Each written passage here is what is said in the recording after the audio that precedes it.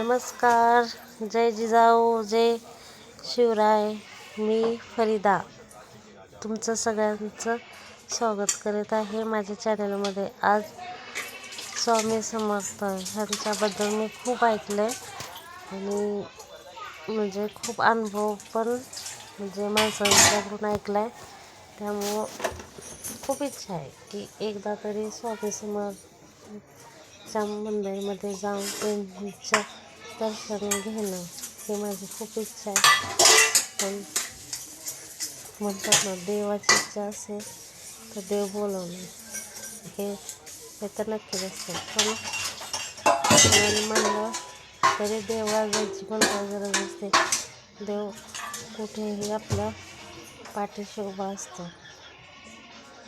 मग ते कोणत्याही जातीचं असं मानल्यावर असतं.